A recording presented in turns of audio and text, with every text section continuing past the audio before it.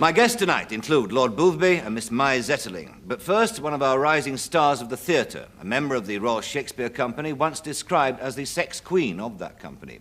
Indeed, the point about her is that the critics spend as much time discussing her physical attributes as assessing her acting ability. One called her an amorous boa constrictor. Others have called her sensual, graceful, and the final accolade, and I quote, "She's especially telling in projecting sluttish eroticism." She is Miss Helen Mirren.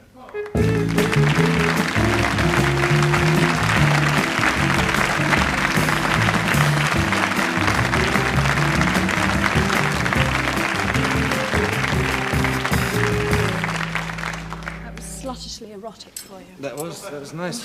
What do you think when people say things like that about you? They're free to have their own opinions of me. They can think what they like. Does it bother you? No. I mean, Does it flatter you? No. Does it annoy you? No. Just doesn't move you at all? Not in the slightest, in any direction whatsoever. Do you get fed up of being sort of branded in that way, in a sense, though? You know, of saying that she's a sort of sex queen? No, I think there must be some truth in it. People keep saying it. There's... I think they're right. I hope they're not, but you are what you are, and you are what other people think you are, and you can't avoid that. Do you think, I mean, you are, in quotes, a serious actress? In quotes? Yes. What do you mean in quotes? Well, you know, it's because it's a kind of cliche. People say, well, a serious actress as opposed to an unserious actress. But do you find, in fact, that this, what could be best described as your equipment, in fact, hinders you, perhaps, in that pursuit? I'd like you to explain what you mean by my equipment in well, people watching, great detail. Well, your physical attributes. You mean my fingers? No, I meant your... Come on, spit it out. I meant your figure. My figure? Sorry, what was the beginning of the question? I forgot. The question was, do you find that your figure, your physical attributes, which people always go on about, hinder you in your pursuit of the ambition of being a successful actress? A successful and serious actress, because serious actresses can't have big bosoms. Is that what you mean? Well, I think that they might sort of detract from the performance, if you know what I mean. Really? I can't think that can necessarily be true. I mean, what a crummy performance if people are obsessed with the size of your bosom or anything else. I would hope that the performance and the play and the living relationship between all the people on the stage and all the people in the audience overcome such boring questions, really. Boring questions? Pretty boring in the end, yeah. What's that? That was going to be my headdress, but I decided it looked rather silly, so I thought I'd carry it instead. It's also my nervousness gauge, I think. I don't know if I dare hold it up and test it out. It's doing okay. Not very good. Is that a tattoo mark there? Yes, that's a tattoo. Oh, I picked that up in the Merchant Navy. One drunken night. When you were a Matelot? Yes, that's right. Did you really, though? I mean, how did you get that? Did I really? Actually, I got it on an Indian reservation. It was done by an Indian girl. The Indians tattoo themselves very casually. It's no big deal with them. And I got sort of inspired with their attitude to it.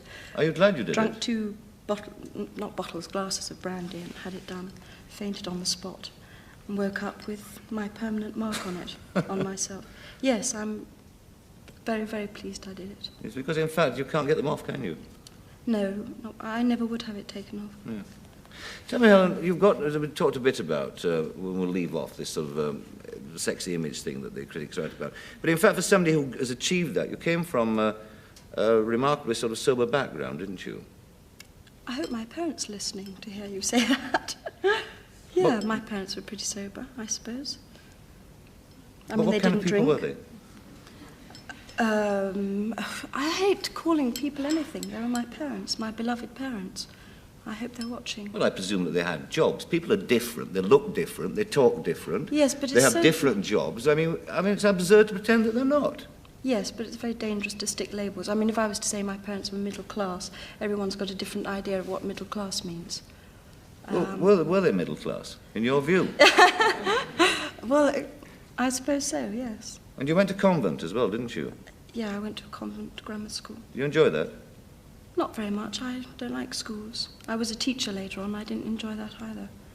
I don't find the school system at all conducive to education. Did you find being at convent in any sense repressive? I find all schools repressive.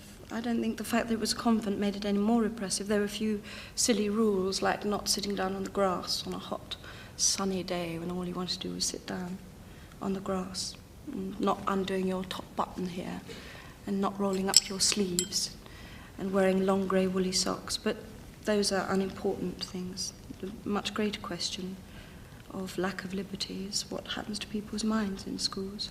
What happened to yours? I don't know. I'm still finding out, I suppose. I think you go on living with what happened to you in your early life for the rest of your life. Did you want to be an actress at that point when you were at convent? Yes, I did. Oh, very much so, yes. It was... No, I first discovered I wanted to be an actress when I was at primary school, actually. I played the Virgin Mary. Why do they laugh? I didn't laugh. I kept a straight face. And I was really rather good. People said I was good, anyway. And I got that terrific feeling of, I don't know, of being good at something, I suppose, and other people recognising it. I remember that very clearly, that feeling. And you've never been sidetracked in that ambition at all, then, since then? Oh, greatly sidetracked, yes. I've been wanted to be practically everything I can think of. And I admire the people who are more than one thing enormously. I admire your guest who's coming on soon, Maya Zetterling, for exactly that reason. She's achieved many different things in her life, and I would like to be that. I don't find acting the be-all and end-all of existence at all. So how else, then, do you think you might, in future, perhaps fulfill yourself? Would it be in directing, writing, like Maya Zetterling, or what? I'm not a planner. I don't like plans of any sort. So I believe in a true following of instinct, and that's a difficult thing to describe, because it's not just doing what you want to do.